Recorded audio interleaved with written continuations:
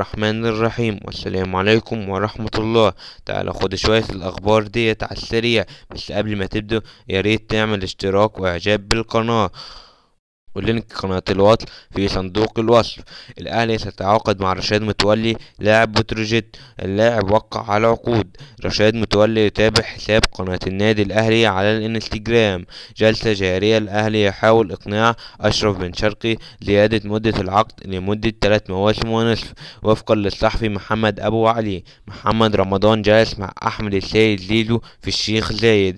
اتفاق مبدئي بين محمد السيد لاعب الزمالك مواليد 2005 والأهلي يتوقع التوقيع على العقود. 3 أسماء معروضة على إدارة الكرة بالنادي الأهلي لتدعيم الدفاع في الموسم القادم.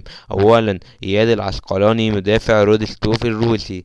هادي رياض مدافع فريق بتروجيت. عمرو الجزار مدافع فريق غزل المحلة.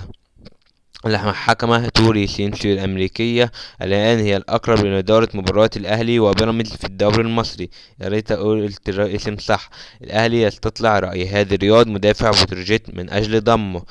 حسام حسن قرر إلغاء معسكر منتخب يونيو بسبب استبعاد عدد كبير من اللاعبين لمشاركتهم في كأس العالم للأندية. باريس سان جيرمان بطل الدوري الفرنسي للمرة الثالثة عشر في تاريخه والمرة الرابعة تواليا. الصحفي عمرو نبيل بقناة اون سبورت احمد مصطفى زيزو انهى كافة التفاصيل مع النادي الاهلي واتفق على كل شيء، ووالده حصل على شيك من احد رجال الاعمال وزيزو اتفق على المقابل المادي وسيتقاضى راتبه بالدولار. تلقى رامي ربيعة عرضا من نادي بيراميدز مقابل 35 مليون جنيه مصري، بينما عرض الاهلي عليه 14 مليون جنيه فقط ويطالب اللاعب ب20 مليون سنويا. منتخب مصر يصعد إلى المركز 32 في تصنيف الفيفا. الكاف وجه استفسار إلى لجنة الحكام بسبب واقعة الحكم التشادي محمد حاج علوي لمعرفة حيثيات اللقطة التلفزيونية التي أظهرت حكم مباراة النادي الأهلي والهلال السوداني في الدقيقة 88 من زمن المباراة، ويدفع محمد هاني في صدره في تصرف غير مبرر خلال أحداث الشوط الثاني من لقاء الذهاب في ربع نهائي دوري أبطال أفريقيا.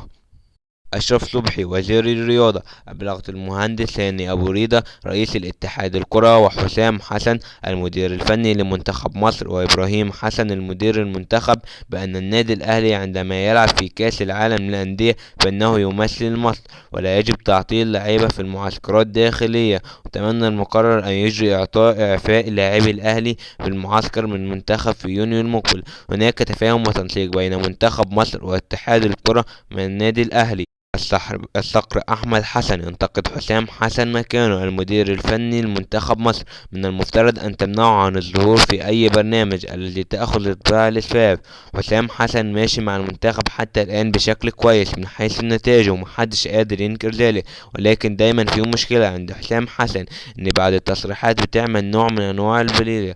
تصريحات منتخب مصر عن حجازي ما ينفعش أقول إن نسبة مشاركته 1%. اللاعب كبير وعنده خبرات دولية وممكن تحتاجه في أي وقت. لازم من الذكاء يكون في ذكاء خلال تصريحاته مع الإعلام والنقد.